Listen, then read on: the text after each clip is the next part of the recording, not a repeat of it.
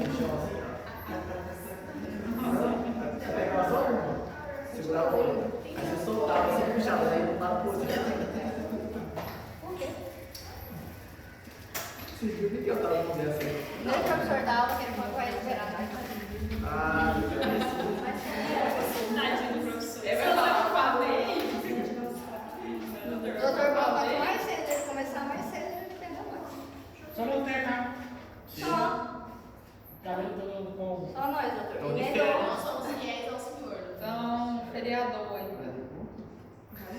Bueno, vamos a hablar de la microcirculación y todo lo que es la circulación linfática o el sistema linfático. Vamos a entender cómo ocurre principalmente el intercambio del líquido de las células al espacio intersticial o de la parte vascular y el líquido intersticial.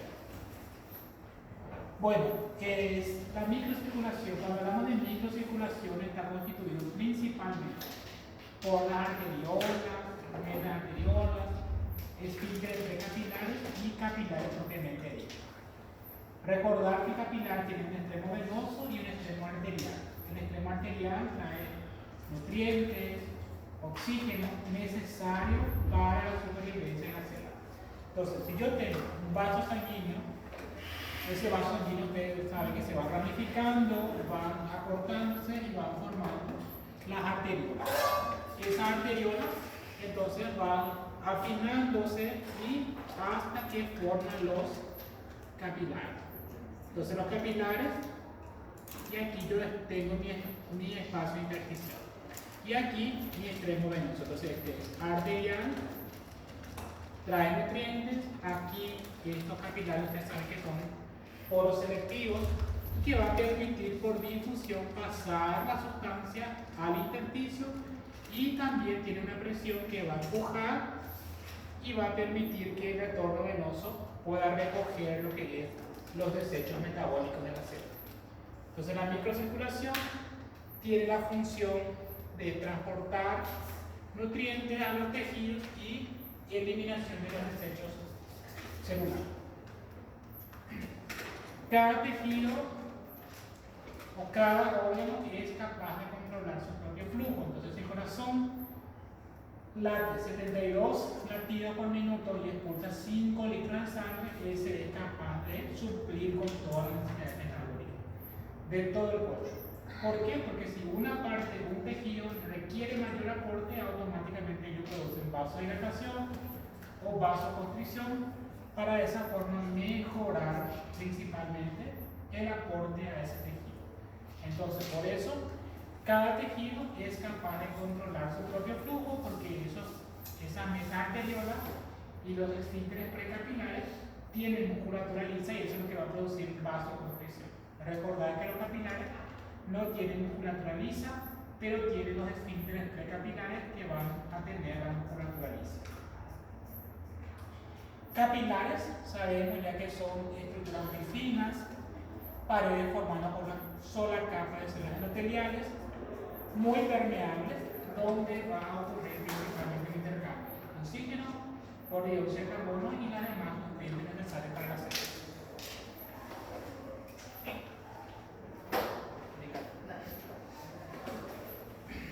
Entonces eso es nuestro capilar. Nuestro capilar dijimos que va a tener un extremo arterial y un extremo venoso. La arterial trae sustancias necesarias para la célula y el extremo venoso va a recoger todo lo que son los desechos metabólicos de la célula, porque la célula en sí respira y elimina sus desechos metabólicos. Estructura de la microcirculación, entonces, están organizadas para poder servir las necesidades especiales. Cada arteria dijimos que va ramificándose 8 veces antes de construir una arteriola, luego se ramifican y van formando lo que son principalmente los extremos arterial y el otro extremo venoso. Doutor, só uma dúvida. O senhor falou que a célula deixa os dejetos, né? Oi? A célula vai deixar os dejetos e vai para as venas. Como que acontece isso? Fica no meio extracelular? ¿Dónde queda? En el intersticio. Porque recuerden que nosotros tenemos un intersticio. Sí. Y el intersticio es prácticamente vamos a decir una estructura como si fuese la pizarra, y ahí tengo otra vez una estructura extracelular e intracelular. Entonces, el intersticio tiene contacto con el líquido extracelular. Entonces, de ahí ellos van a nutrirse. Aí é por difusão? Que passa Por difusión. Aí entra na Su difusión y por todos los tipos de transporte que ocurren a través de la membrana. Puede ser por difusión, por transporte activo. Entendi. Va a depender del tipo de sustancia que se encuentre en ese líquido para que pueda ingresar o pueda salir. Pero a nivel de los capilares, principalmente por difusión. ¿Por qué? Porque lo que lleva en sí el tejido a ser glucosa, oxígeno y electrolitos esenciales. Y todo eso son permeables a través de la pared. Entonces por difusión va a pasar. Bueno, esa es la estructura de la microcirculación. Entonces prácticamente está constituido por nuestra arteriola. Después tenemos las metaarteriolas, y esas metaarteriolas van a tener sus esfínteres precapilares.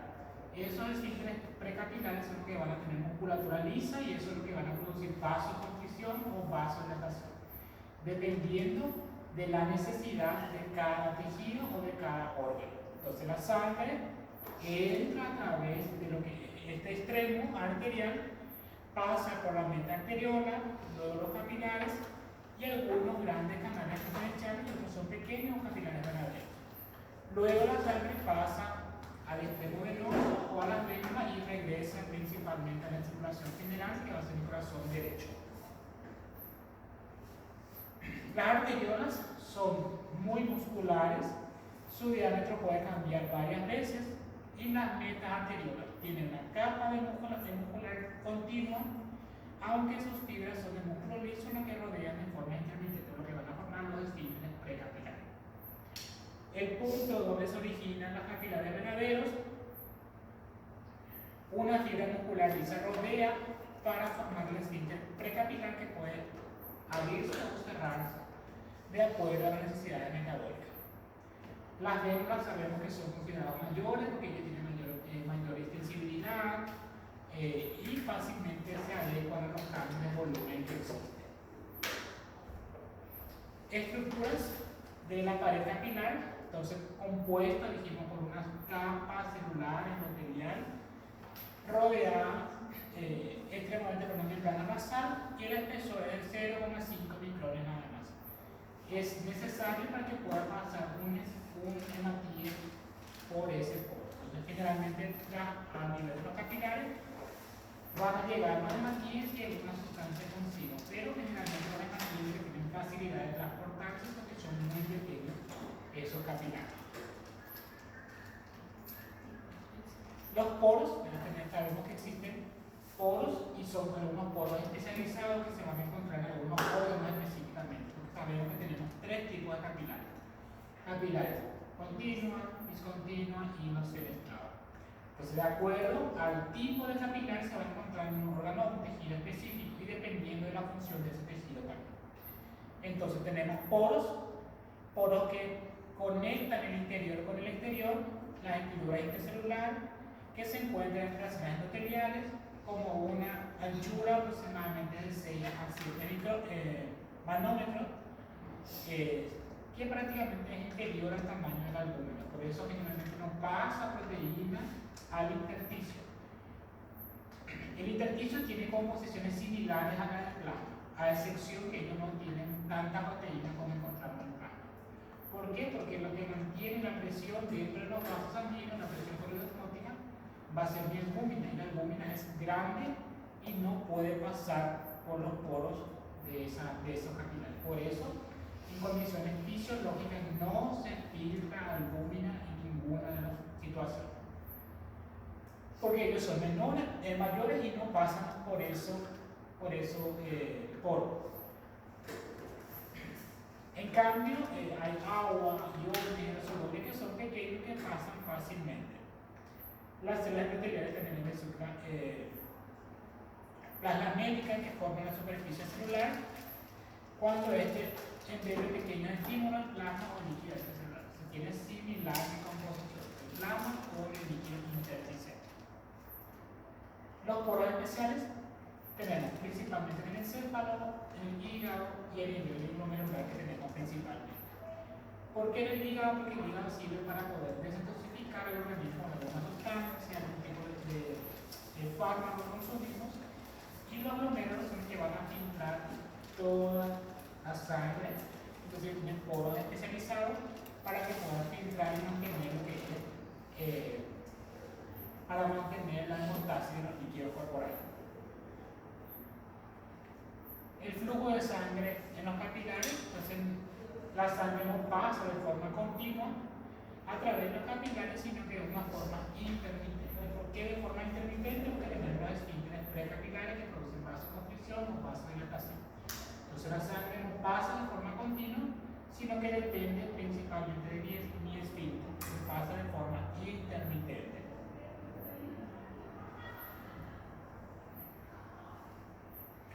La regulación de la motilidad o de la vasomotilidad. Tenemos la vasomotilidad. La vasomotilidad es la que produce vasoconstricción o vasodilatación. ¿De qué depende? De la concentración principalmente de oxígeno y dióxido de carbono. Entonces va a depender si mi tejido necesita mayor aporte de oxígeno, ellos van a dilatarse. Si tiene exceso, ellos van a contraerse. Se va a depender principalmente de la concentración de oxígeno. Es el factor más importante para poder regular la vasomotilidad.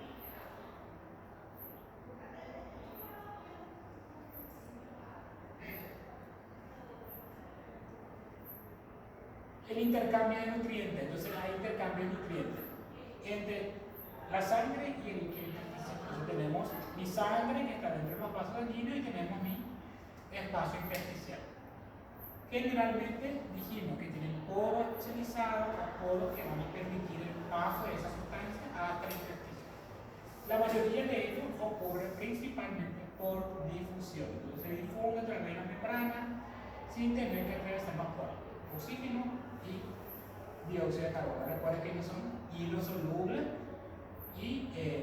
liposolubles y fácilmente van a pasar por esta membrana. La sustancia hidrosoluble solo a través de los poros intercelulares de la membrana, como por ejemplo agua, sodio, cloro y glucosa.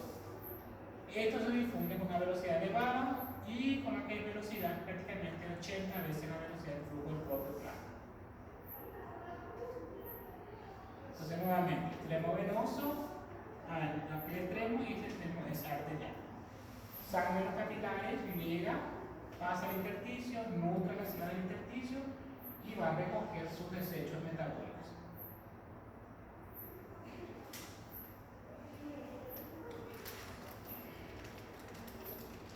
Existe, por ejemplo, relativo tamaño dependiendo del tipo de sustancia. Por ejemplo, no van a ser las mismas, no va a ser el mismo peso molecular ni tampoco la misma permeabilidad.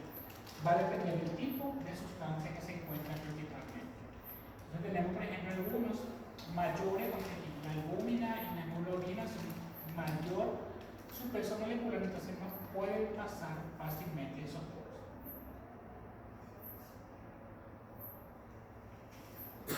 Los efectos de la diferencia de concentración es la tasa neta de difusión de sustancias a través de cualquier membrana es proporcional a la diferencia de concentración entre los dos lados de la membrana. Entonces ocurre por difusión, porque aquí tengo mayor concentración de oxígeno, tiende a ingresar. Aquí tengo mayor aporte de dióxido de carbono, tiende a salir. Eso es difusión. El intersticio y el líquido intersticial, entonces esta parte o esta estructura es una sexta parte del cuerpo, corresponde al espacio entre la célula que corresponde al intersticio y el líquido de estos espacios se denomina líquido intersticial. Tienen estructuras también que encontramos dentro de esa estructura y están compuestos principalmente por haces de fibras de colágenos que son fuertes, proporcionan fuerte tensión a los tejidos y filamentos de proteoglicanos. Moléculas helicoidales que está compuesto principalmente por 98% de ácido hialurónico y 2% de proteína. Que es la que va a fallar. Permiso, o processo de difusão não entendi como ser. Como la difusión por la diferencia de concentración. Porque dentro de los vasos tenemos el que está viniendo del extremo arterial tiene alta concentración de oxígeno. Por difusión tiende a pasar al intersticio donde hay menor aporte. Y el CO2 hay mayor aporte aquí y por difusión tiende a salir porque tiene que llevar a la circulación general. Entonces, esto es la estructura principalmente en nuestro intersticio. Entonces, el intersticio es prácticamente esa estructura donde están encontradas las células y ellos tienen dos estructuras fundamentales. Entonces, tenemos los ácidos de colágenos, que es la que le va a dar esa elasticidad y le va a permitir estar como un gel tisular. Y también tenemos principalmente los filamentos de proteoglicanos, que el 98% está constituido principalmente por el ácido hialurónico. Y en la estructura tengo los riachuelos. Estos riachuelos permiten la filtración del líquido del intersticio al riachuelo. Gracias a esos riachuelos o a esas vesículas del líquido libre no tenemos líquido intersticio. Todos ellos se encuentran en forma de gel tisular. Entonces no debo tener el líquido en tercer espacio. Si tengo el líquido en tercer espacio es patológico y hablamos de dedo. Líquido libre en el intersticio, entonces todo ese líquido que se encuentra en forma de gel tisular. En condiciones normales, casi todo el líquido se halla en forma, atrapado en el gel tisular. En ocasiones hay pequeños riachuelos, pequeñas vesículas de líquido libre, o sea, libre de moléculas de proteoglicano, pudiendo moverse libremente. Entonces, lo que va a permitir filtrar el exceso de líquido. La cantidad de líquido libre es pequeña, menos del 1%, y cuando los tejidos desarrollan edema, estos pequeños espacios o riachuelos sufren una gran explosión. Nosotros es una cisterna de descarga. Simplemente tiene un gel tisular y tiene su descarga donde va a filtrar en caso de que haya exceso de líquido. Pero eso en condiciones fisiológicas no pueden aguantar a poco volumen, no excesivamente. Gel en el intersticio, entonces el líquido del intersticio deriva de la filtración, conteniendo casi los mismos constituyentes del plasma, aunque concentraciones muy bajas de proteínas. Dijimos que la albúmina no tiene capacidad de atravesar esos poros, porque las albuminas son de mayor tamaño, entonces no pueden pasar. Entonces, por eso, generalmente tenemos similares a la concentración del plasma, pero no tengo proteína específica, principalmente no tengo albúmina. El líquido intersticial ya sabemos que está atrapado en forma de proteoglucanos, dando un aspecto de gel o llamamos de gel tisular. Proteínas importantes en el control de los volúmenes de plasma y de líquido intersticial. En este caso, la proteína principal que mantiene la presión coloidosmótica viene a ser principalmente el albúmina. Yo tengo proteínas esenciales dentro del plasma, pero en mayor porcentaje tengo albúmina. Entonces, el 21% de toda la estructura de las proteínas son albúminas, el mayor aporte, y tengo los demás que son el mismo aporte. Entonces, quien mantiene la presión coloidosmótica siempre va a ser mi albúmina.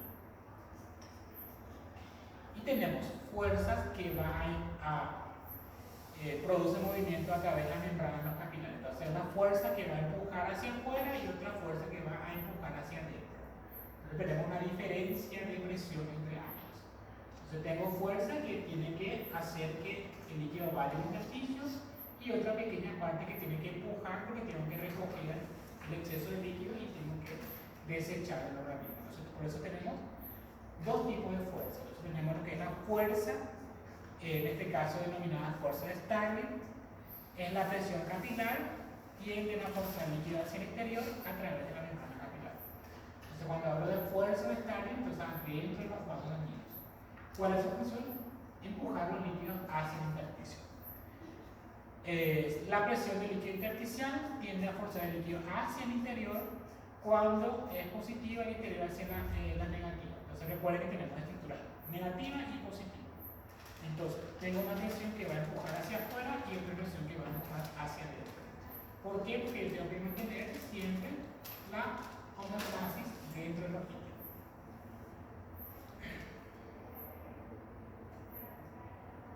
La presión capilar, entonces, se utiliza para calcular la presión, introducir una cánula dentro de los capilares, pero es muy específico y muy difícil de medir.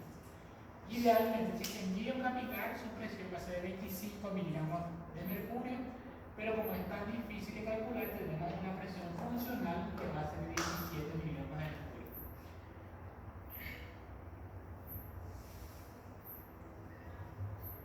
Entonces tengo una presión que tiene que siempre estar en equilibrio. No puedo tener exceso afuera ni adentro. Tiene que siempre estar en equilibrio porque tengo que tener una fuerza que empuja y otra que se introduzca hacia adentro. ¿Cómo medimos? Entonces prácticamente una cánula directamente en la cavidad, en este caso la cavidad del capilar, pero como le dije es muy difícil de medir, entonces tenemos una presión funcional que es de 17 miligramos de mercurio.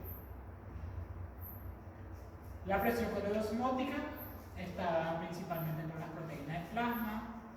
Ya dijimos que principalmente tenemos nuestra proteína, en este caso la albúmina, que va a dar la presión coleosmótica dentro de los vasos sanguíneos. El efecto del equilibrio de Donald es prácticamente solo la presión coleosmótica. Tenemos una presión normal del plasma que es medida de 28 y efectos de diferentes proteínas sobre la presión coleosmótica. ¿Cuál es la que da el mayor aporte? 21,8 miligramos de albúmina. Entonces por eso tengo mayor cantidad de albúmina y es la que mantiene la presión coleosmótica. Toda la suma me tiene que dar 28 miligramos de mercurio, de los cuales el 21,8 ya es de la albúmina. Entonces peso molecular mayor es de la albúmina y es por eso lo que mantiene la presión coleosmótica. Aproximadamente el 80% de la presión coleosmótica está dada por la albúmina. En la presión coleosmótica del líquido intersticial, recuerden que en el intersticio nosotros no tenemos albúmina, no debe existir albúmina en el intersticio, porque la albúmina lo que hace es atraer moléculas de agua. Si por algún motivo yo tengo albúmina aquí, el líquido se va a centrar en el intersticio y eso es patológico. Entonces, en condiciones fisiológicas no debo tener albúmina en mi intersticio. Hay otro tipo de proteínas, pero tienen menor presión coleosmótica, entonces no atrae volumen hacia el intersticio. Ya dijimos que esos poros son muy pequeños, los capilares tienen poros pequeños que no permiten el paso de la albúmina hacia el intersticio.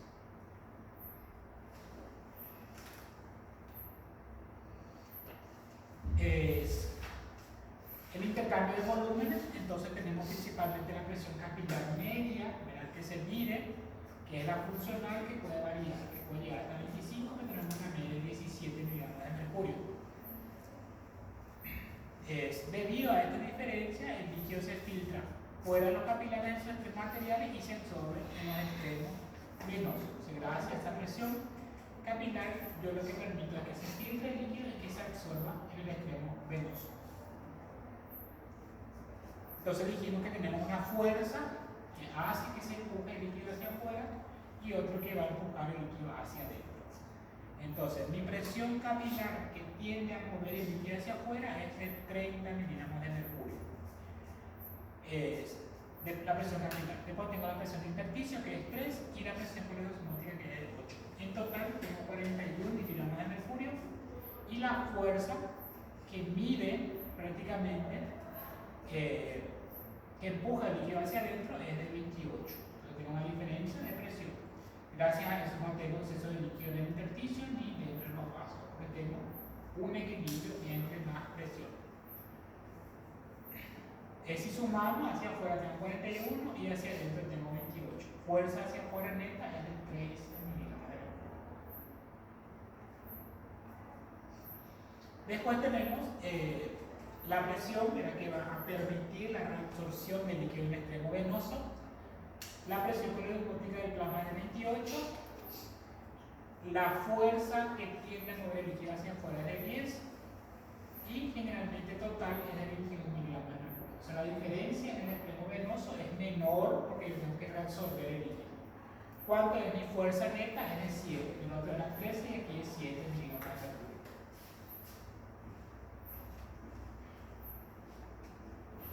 La fuerza de Starling. Coeficiente de filtración es la cantidad de líquido que se filtra por minuto por cada miligramo de mercurio de desequilibrio. Entonces, si hay una diferencia de presión o diferencia de presión coleosmótica, rápidamente va a aumentar el coeficiente de filtración.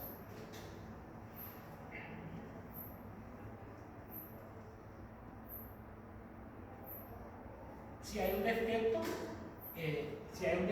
principalmente el desequilibrio de las fuerzas capilares van a actuar principalmente en el sistema linfático. Recuerden que el sistema linfático trabaja en conjunto con el sistema circulatorio. Entonces, esto es lo que va a drenar el exceso de líquido en el intersticio. Entonces, si yo por algún motivo tengo exceso de líquido, automáticamente quien va a filtrar ese líquido va a ser principalmente el sistema linfático. Solamente que el sistema linfático no tiene tanta capacidad para drenar. Máximo puede llegar a drenar hasta 3 litros. Se puede variar de 1 a 3 litros de exceso de líquido. Más a eso ya no tiene la capacidad. Si tengo patología que produzca exceso de albúmina en el intersticio, voy a tener edema en el paciente. Entonces, si falla mi mecanismo, aparece el edema. ¿Por qué aparece el edema? Porque no funciona mi presión periosmótica o porque mi sistema linfático falla. Entonces, el sistema linfático va a drenar todo el exceso de líquido del intersticio.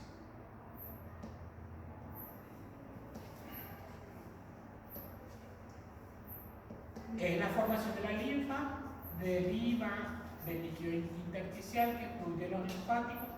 Por tanto, al principio tienen casi la misma composición de líquido intersticial. Intensidad del flujo es aproximadamente 120 ml/hora entre 2 a 3 litros diarios. Esa es la capacidad máxima de filtrar.